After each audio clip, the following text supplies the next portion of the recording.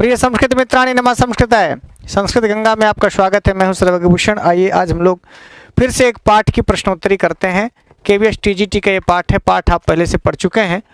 अब जो पाठ हम लोगों ने पढ़ लिया है वो पाठ का नाम है सौहार्दम प्रकृते शोभा। 7वां पाठ है शेमुषी भाग 2 का। शेमुषी भाग 2 का मतलब ही हुआ कक्षा 10। केवीएस टीजीटी संस्कृत की प्रश्नोत्तरी है। जो पाठ आप पढ़ चुके हैं उसी पाठ से प्रश्नोत्तरी है। ये पाठ आप में पहले से लिखा होगा। जो आप कंप्यूटर से इसका पेपर हल करेंगे गुरुजी, वो पाठ उसमें होगा। क्योंकि पाठ हम पढ़ चुके हैं तो इस फिर से पाठ को यहाँ नहीं दिखाया गया है। आप पाठ पढ़ने के बाद इस प्रश्नोत्तरी को कर रहे हैं तो आपके लिए काम आसान होगा। ठीक है, देखिए लिखा है वनराजा कई दुर्वस्थाम प्राप्तः। वनराज जो सिंह था उसको कुछ लोग परेशान कर रहे थे। बंदर उसकी पूंछ पकड़ पकड़ के बार बार ऐसे घुमा रहे थे। तो बानर इत्यादि वनराज सिंह के सामने सब तुच्छ जीव ही हैं। इसलिए वनराजा सिंहा किसके द्वारा दुर्वस्था को प्राप्त हुआ? तो तुच्छ जीव ही हो जाएगा। तुच्छ जीव बानर इत्यादि उसको परेशान कर रहे हैं। तो जो बंदर परेशान कर रहे हैं उसकी सोते हुए सिंह की आकर के पूंछ घुमा घुमा के भाग जाते हैं। तो वानर इत्यादि तुच्छ जीव ही तो हैं। सिंह के सामने ये सब क्या है? तुच्छ जीव ही तो हैं। क्यों गुरु जी? तो वनराजा कई दुर्वस्थाम प्राप्तः तुच्छ जीव ही। और आगे है कह कर्कश ध्वनिना वातावरणम आकुली करोति। कौन है जो कर्कश ध्वनि के द्वारा वातावरण को आकुल करता है, व्याकुल करता है, परेशान करता है, पूरे वातावरण में कोलाहल मचा देता है काँव काँव काँव काँव करके? तो कौन सा पक्षी है जो अपनी कर्कश ध्वनि से वातावरण को व्याकुल करता है? तो वो डी विकल्प सही हो जाए। काका, मयूर कहती, वो कोयल कहती है। जब कौवा कहता है कि हमको राजा बना दिया जाए जंगल का, तो कोयल कहती है कि तुम पूरा काँव काँव काँव काँव करके पूरे वातावरण को नष्ट करते रहते हो। तो तुम्हारी इस कर्कश ध्वनि से पूरा वातावरण व्याकुल रहता, परेशान रहता है। यह बात पिक कौवा से कहता है। कोयल जो है, अब वो कौवा कहता है कि काक चेष्टा वको ध्यानम। विद्यार्थी के 5 लक्षण बताए गए।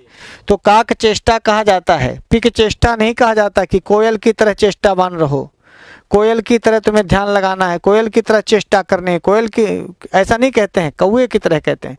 तो कौवा कहता है कि जो एक आदर्श छात्र के लक्षण है वो काक चेष्टा विद्यार्थी कीदृशः छात्रः मन्यते। गुरुजी, काक चेष्टा विद्यार्थी, कौवे की समान सचेष्ट रहने वाला विद्यार्थी, जैसे कौवा सचेष्ट रहता है, हमेशा एक्टिव रहता है, ऐसा सचेष्ट विद्यार्थी कौवे से तुलना की गई है।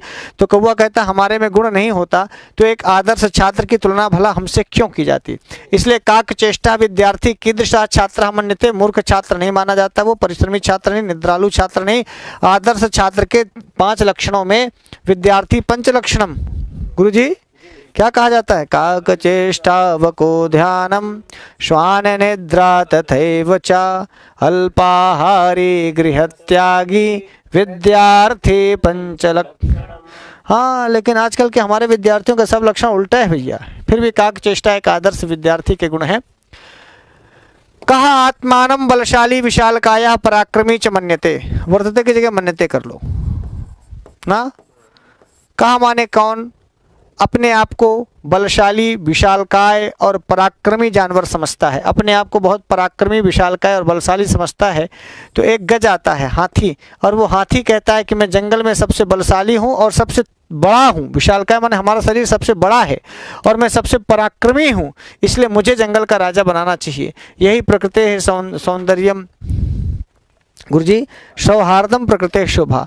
प्रकृति की शोभा यही है कि हम सब सुहृद भाव से रहें, मित्र भाव से रहें। लेकिन यहाँ एक झगड़ा दिखाया गया है सभी पशुओं के बीच में। कोयल है, कौवा है, शेर है, बाघ है, हाथी है, ये सारे जानवर मिल करके एक दूसरे को नहीं कहते हैं हम राजा बनेंगे, हम राजा बनेंगे। सौहार्द नहीं है। तो माँ प्रकृति आती है बाद में, वो कहते हैं कि सुहृदता से, प्रेम पूर्ण व्यवहार से रहो। यही इस पाठ का सारांश है कि कौवा भी जरूरी है हमारे लिए, कोयल भी जरूरी है, हमको मोर भी जरूरी है, बकुला भी जरूरी है। हाँ, क्यों? हमारे लिए हाथी भी जरूरी है, शेर भी जरूरी है, बंदर भी जरूरी है, लोमड़ी भी जरूरी है। तो सभी जंगल के जो जानवर हैं, या इस सृष्टि में हम आप सब जानवर हैं एक तरह से। तो सृष्टि में हम सब जितने लोग जानवर हैं सब एक दूसरे के सहयोगी हैं। कोई पढ़ा रहा है तो कोई पढ़ रहा है, हम पढ़ा रहे हैं तो कोई पीपीटी बना रहा है, कोई पीपीटी बना रहा है, कोई कैमरा चला रहा है, कोई कैमरा चला रहा है तो कोई जो है इसको प्रूफ कर रहा है, कोई लिख रहा है। तो सब एक दूसरे के सौहार्दपूर्ण भाव से काम होते हैं, अकेले काम नहीं होता गुरुजी। इसलिए कहा सौहार्दम प्रकृति शोभा। कहा आत्मानम बलशाली विशालकाय पराक्रमी च मन्यते। उत्तर हो जाएगा गजा। क्या हो जाएगा? गजा। तो ये ए वाला उत्तर सही कर लेंगे। ए का माने अम्मा। अब आओ बी उत्तर। बका कीदृशान मीनान क्रूरतया भक्ष्यति। बकुला जो है वो कैसे मीनों को, कैसी मछलियों को बड़ी क्रूरता के साथ खा जाता है। बकुला ध्यान लगाए बैठा रहता है, मौका पाता है मछली खा लेता है। तो कैसी मछलियां होती? बोले वराकान मीनान, बेचारी मछलियों को। लघु मीनान, बृहत मीनान, सुंदरान मीनान। तो यहाँ आपको ए वाले उत्तर में सही करना है। कीदृशान मीनान, कैसी मछलियों को बड़ी क्रूरता से खा लेता है बकुला? तो बोले वराकान मीनान, कैसी मीनों को? बेचारी साधारण सरल मछलियों को खा लेता है। कहा सिंह से पुच्छम धुनोती। कौन सिंह की पूंछ घुमाता है? तो सिंह की पूंछ कौन घुमाता है? बाघ की, भालू की, सिंह की, वानर। तो सिंह की, सोते हुए सिंह की पूंछ घुमाता है वानर। यहीं से पाठ की शुरुआत होती है। कहा सिंह से पुच्छम धुनोती, कौन सिंह की पूंछ घुमा देता है? तो भैया वानर। डी वाला उत्तर सही हो जाएगा। दादी अम्मा सही हो जाएंगी। क्यों गुरु जी? पाठ पढ़े हैं इसीलिए आपको आगे बढ़ते चलना है। सिंहा किम कुर्वन अवदत। सिंह क्या करते हुए बोला? सिंह गर्जना करते हुए बोला, ऐ तुच्छ जीवो हमें क्यों परेशान कर रहे हो। सिंहा किम कुर्वन अवदत, तो गर्जनम हो जाएगा। सिंह कूदनम, धावनम, नृत्यम, ये गलत हो जाएगा। नाचना काम मयूर का है, दौड़ना काम बंदर का है। कूदते दौड़ते बंदर है। तो गर्जनम, गर्जना करते हुए सिंह बोलता है। अब अगला प्रश्न है कि पिकस से वर्णा की दृशा भवती। हाँ, जो कोयल होती है उसका वर्ण कैसा होता है? हाँ, पिक माने होता है कोयल। कोयल का रंग कैसा होता है? तो कोयल काली होती है, लेकिन ध्यान रखना कौवा भी काला होता है। इसीलिए अगला प्रश्न बनाया गया कि काकस्य वर्णा की दृशा भवती। तो यहाँ भी उत्तर कृष्णा हो जाएगा। एक श्लोक भी है, कृष्ण का कह कृष्ण पिक कृष्ण को भेदः पिक काकयोः वसंत समये प्राप्ते काकः काकः पिकः पिकः। तो पिक काकयोः भेदः कदा दृश्यते। कोयल और कौवे में भेद कब दिखाई पड़ता है? वसंत समय में। वसंत के ऋतु में जब कोयल बोलती है तो काली कोयल को हम समझते हैं कि ये कोयल है, और जब कौवा बोल देता है तो उसकी काँव काँव सुन करके हम समझ जाते हैं कि कौवा है। तो आपकी वाणी आपके को परिचय दे देती है। आपका व्यवहार, आपका चरित्र आपका परिचय दे देता है। तो मयूरा कथम नृत्य मुद्रायाम स्थितः भवति। मोर कैसे नृत्य की मुद्रा में स्थित होता है? मुखम उद्घाट्य, नेत्रम उद्घाट्य, पिच्छान उद्घाट्य। तो भैया पिच्छान उद्घाट्य। क्या? पंखों को फैलाकर। पंखों को फैला करके ही मयूर नाचेगा। जब जब मोर नाचेगा, नृत्य की मुद्रा में आएगा तो पंख फैला के नाचेगा। नोट कर लेना, पंख फैलाएगा, पंख उठाएगा तब नाचेगा। उसी समय उसके पंख गिरते भी हैं। तो मयूरा कथम नृत्य मुद्रायाम स्थितः भवति पिच्छान उद्घाट्य। पाठ पढ़ लेना, सौहार्दम प्रकृति शोभा। कक्षा 10 की पुस्तक है ये। आगे देखिए, अंते सर्वे मिलित्वा कस्य राज्याभिषेकाय तत्पराः भवन्ति। अंत में सभी मिलकर किसको राजा बनाने के लिए तत्पर हो जाते हैं, तैयार हो जाते हैं? तो सब कहते हैं कि देखो उल्लू आया नहीं, उल्लू आत्मश्लाघा नहीं कर रहा है, उल्लू शांत है। उस उल्लू ने एक को बार नहीं कहा कि हमको राजा बना दो। ये उल्लू राजा बना दो ये कहने में भी आलस्य समझता है, तो दिखाई भी नहीं देता। तो सब लोग कहते हैं कि उल्लू को बना दो। तो अंत में सभी पक्षी मिलके, सभी जानवर मिलके राजा, जंगल का राजा बनाने के लिए, जंगल में राजे बनाने के झगड़ा था, तो जंगल में राज्याभिषेक करने के लिए तत्पर हो जाते हैं कि ऐसा है उल्लू को बना दिया जाए। ऐसे ही ना हम लोग भी उल्लू को प्रधानमंत्री बना देते हैं, कभी कभी उल्लू को मुख्यमंत्री बना देते हैं, कभी कभी उल्लुओं को हम लोग विधायक बना देते हैं, सांसद बना देते हैं। ध्यान रखा करिए भैया। अस्मिन् नाटके कति पात्राणि सन्ति। लगभग 11-12 पाठ, वो 11 या 12 हैं, तो आप देख लीजिएगा इनको गिन के। मेरे ख्याल से 12 हैं। तो बंदर है, कोयल है, कौवा है, ये सब कोई बहुत इम्पॉर्टेंट नहीं है, ये कौन पात्र गिनने बैठेगा। पर आगे देखो, प्रीति लक्षणानि कति सन्ति। तो षड्विधम प्रीति लक्षणम। क्या लिखा भैया? लिखा है कि नहीं? प्रीति लक्षणानि कति सन्ति। प्रेम के कितने लक्षण हैं, प्रेम कितने प्रकार से व्यक्त कर सकते हैं? तो एक श्लोक इसी पाठ में आया है। गुरुजी, ददाति प्रतिगृह्णाति गुह्यमाख्याति पृच्छति भुंक्ते भोजयते चैव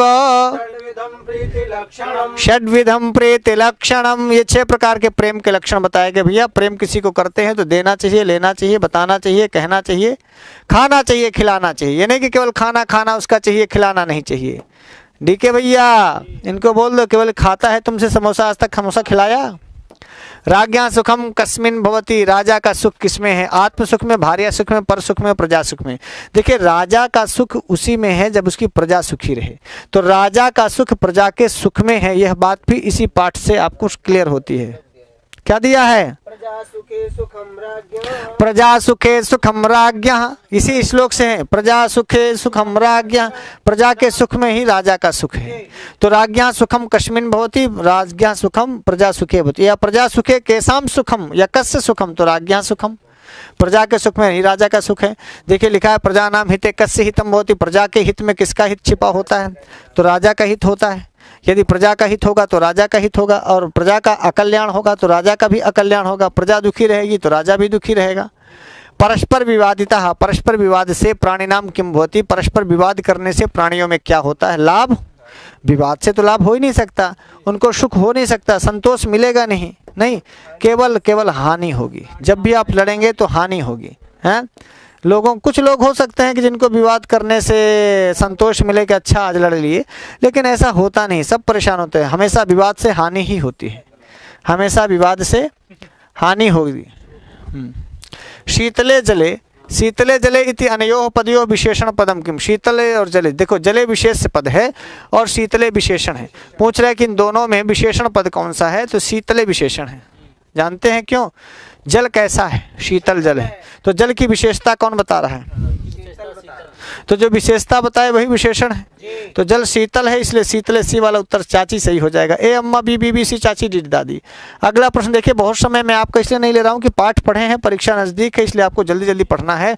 सर्वेशाम प्राणी नाम माता का, सभी प्राणियों की माता है प्रकृति। ये लास्ट में आती है, सौहार्दम प्रकृति शोभा।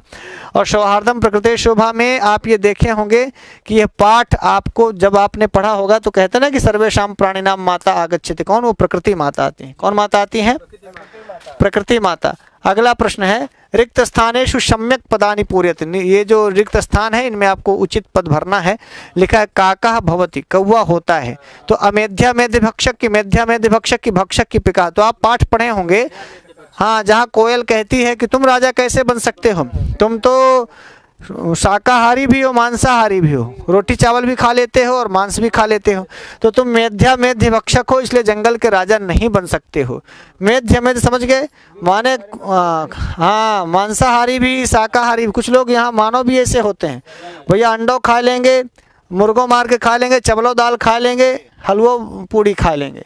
तो कौवा प्रजाति के लोग हैं जो सब चीज़ खाएं ना। कौवा ऐसा प्राणी है पक्षियों में जो मांस भी खा लेता है, रोटी सब्जी चावल दाल भी खा लेता है। तो मेरे ख्याल से आपको एक ही रहना चाहिए।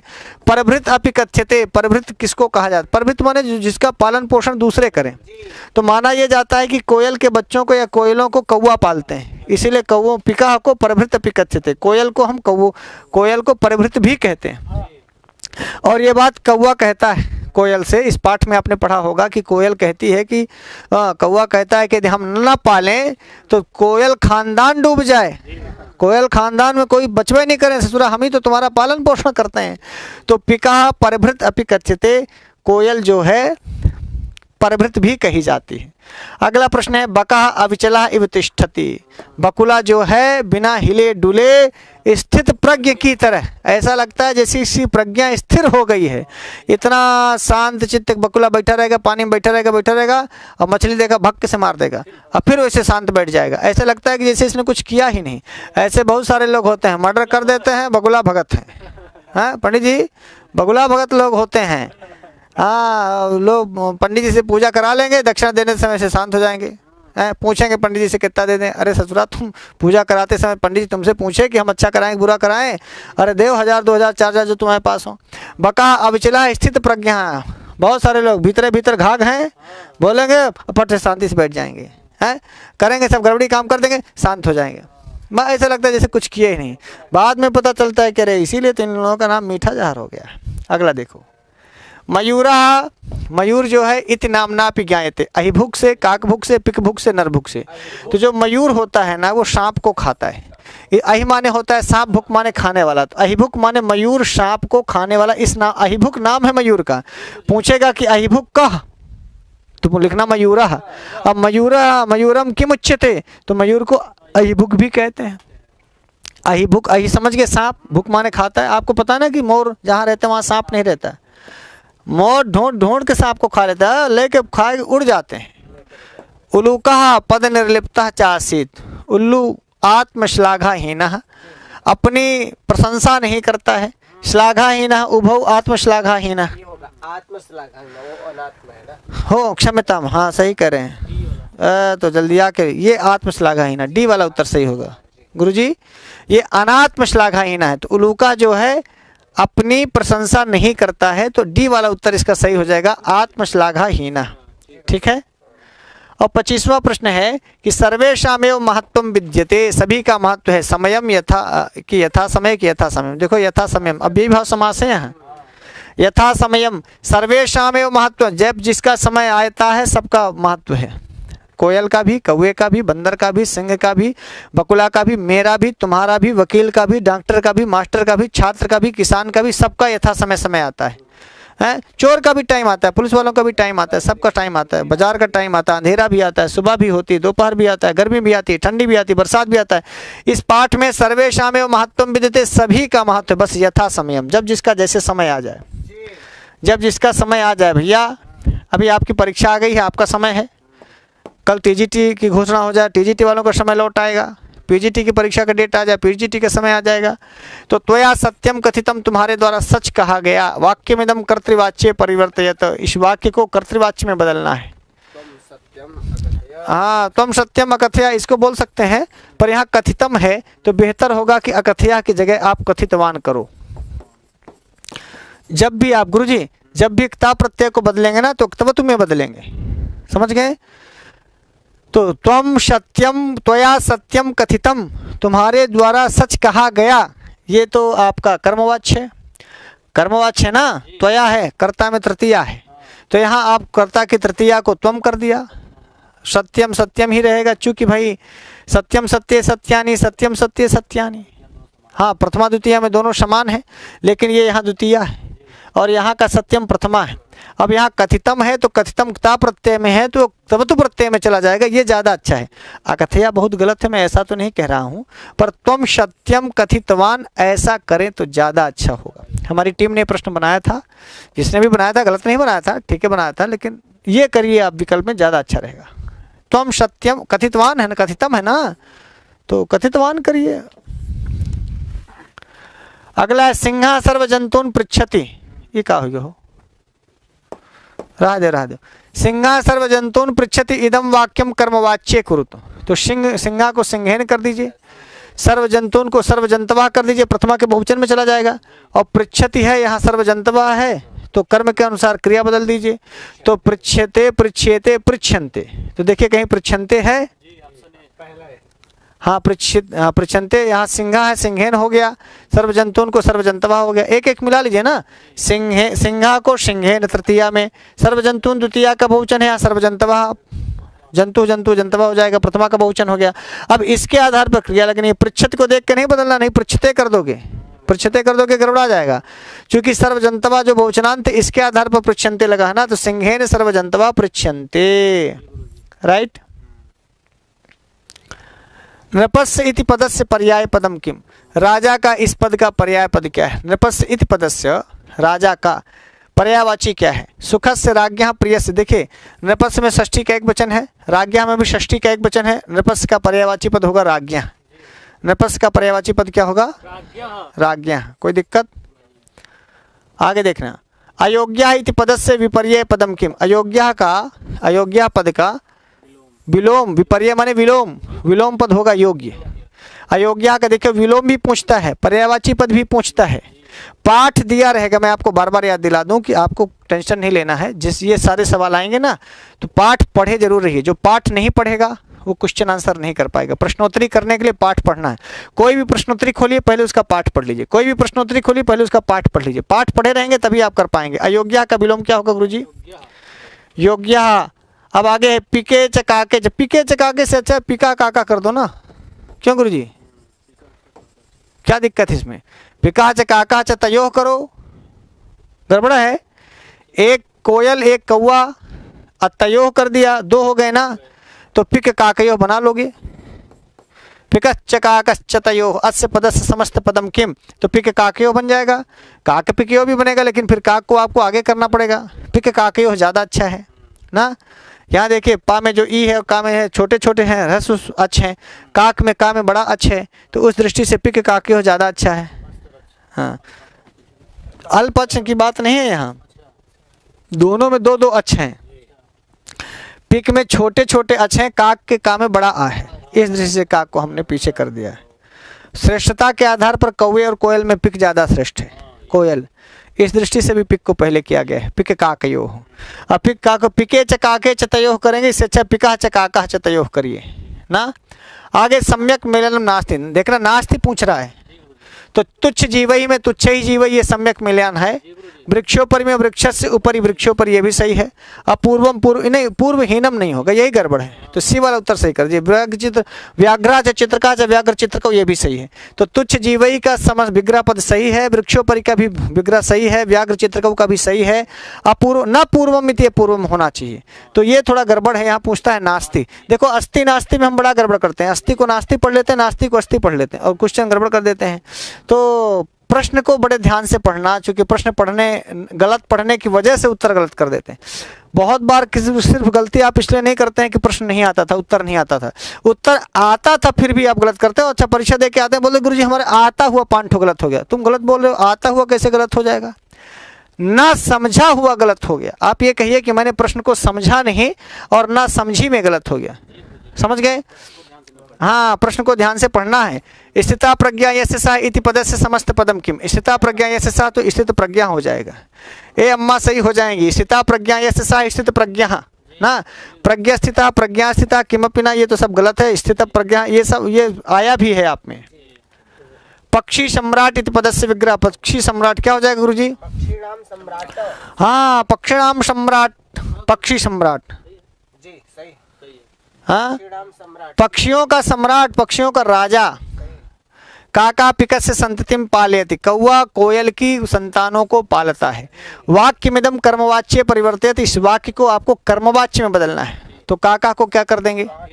काकेन कर देंगे। पिकस्य संततिम पाले, पिकस्य वही रहेगा, षष्ठी कुछ नहीं बदलता है, तो पिकस्य पिकस्य ही रहेगा।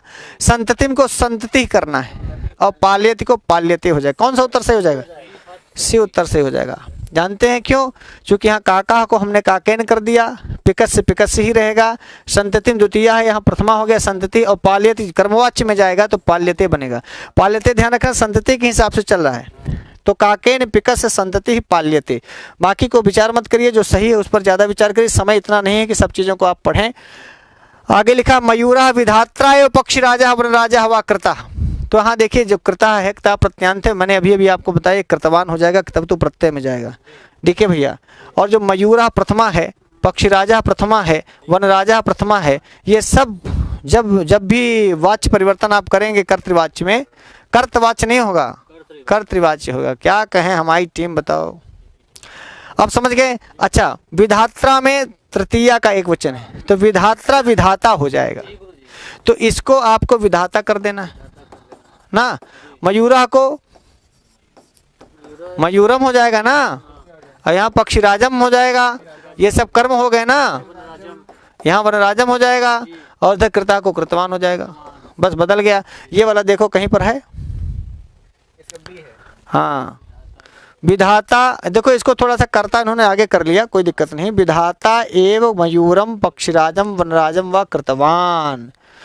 वो जो मोर है वो कहता है कि देखो हमारे जो यहाँ पर मस्तक में कलगी निकली है, इससे ब्रह्मा ने हमको राजा बना के भेजा है, तो विधात्रा को हमने विधाता कर दिया, कर्तृवाच्य है ना, तो कर्ता प्रथमा में कर दिए। और ये मयूरा पक्षीराजा वानरा ये कर्म था, जिसको हम लोगों ने यहाँ जब कर्तृवाच्य बदलने लगे तो कर्म में द्वितीय लगा दिया। मयूरम पक्षीराजम वनराजम, अकृता को कृतवान कर दिया। जब भी क्ता प्रत्यय को वाच्य परिवर्तन में बदलेंगे तो कर्तृवाच्य में क्तवतु हो जाएगा, और यदि क्तवतु है तो कर्मवाच्य में क्ता प्रत्यय लगा के करेंगे, और कर्ता में तृतीया लगती ही है।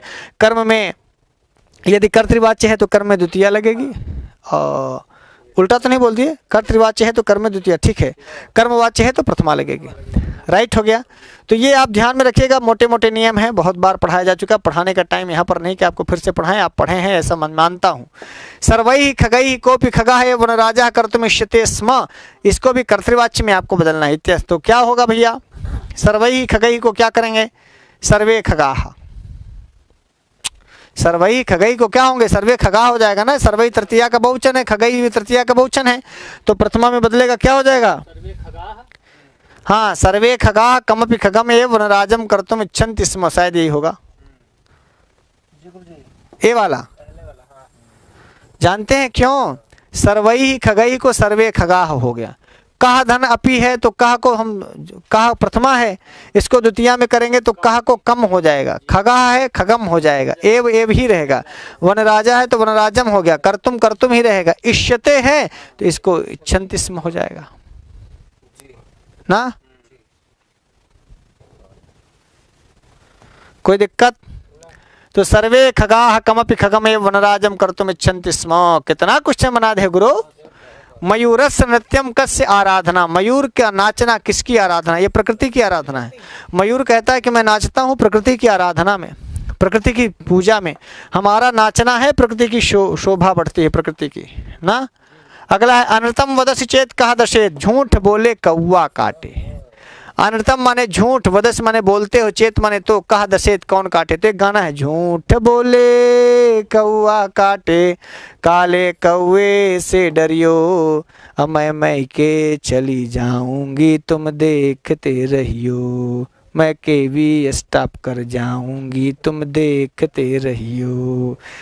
झूठ बोले तो कौवा करना है। अनृतम वदसि चेत कह दशेत, झूठ बोलोगे तो कौन काटेगा, तो कौवा। ये पाठ में आया भी है। हाँ तो गुरुजी आज के लिए इतना ही, हम लोग आज अपनी वाणी को यहीं विराम देते हैं। ये पाठ आपने पढ़ लिया, अब जो भी प्रश्नोत्तरी करिएगा बिना पाठ पढ़े मत करिएगा, वरना कोई मतलब नहीं होगा। आज के लिए इतना ही। नमः संस्कृताय।